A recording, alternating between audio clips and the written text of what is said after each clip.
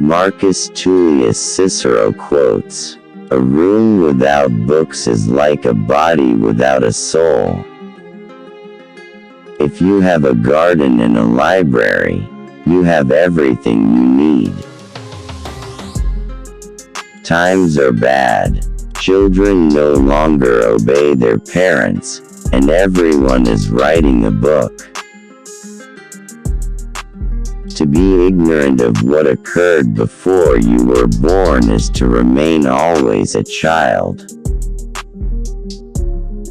For what is the worth of human life, unless it is woven into the life of our ancestors by the records of history? In times of war, the law falls silent. Read at every wait.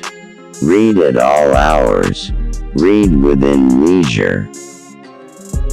Read in times of labor. Read as one goes in. Read as one goeth out. The task of the educated mind is simply put, read to lead. If we are not ashamed to think it, we should not be ashamed to say it. Friendship improves happiness, and abates misery, by doubling our joys, and dividing our grief. Non nobis solum nati sumus. Gratitude is not only the greatest of virtues, but the parent of all others. For there is but one essential justice which cements society, and one law which establishes this justice. This law is right reason, which is the true rule of all commandments and prohibitions. Whoever neglects this law, whether written or unwritten, is necessarily unjust and wicked. Not to know what has been transacted in former times is to be always a child. If no use is made of the labors of past ages, the world must remain always in the infancy of knowledge. The authority of those who teach is often an obstacle to those who want to learn.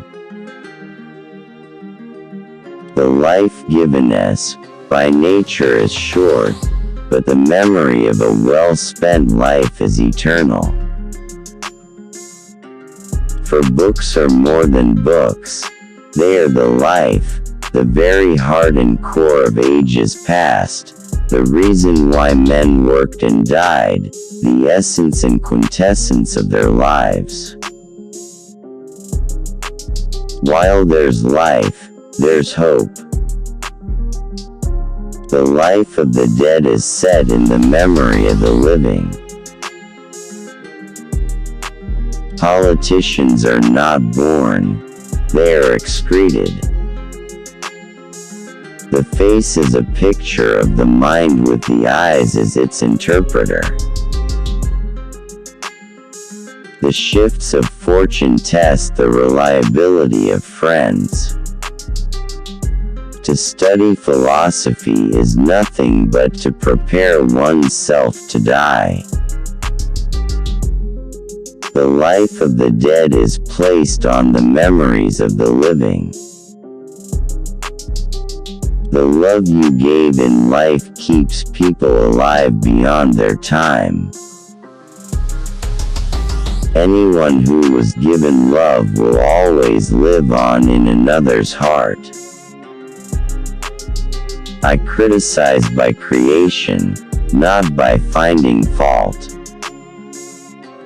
It is not by muscle, speed, or physical dexterity that great things are achieved, but by reflection, force of character, and judgment.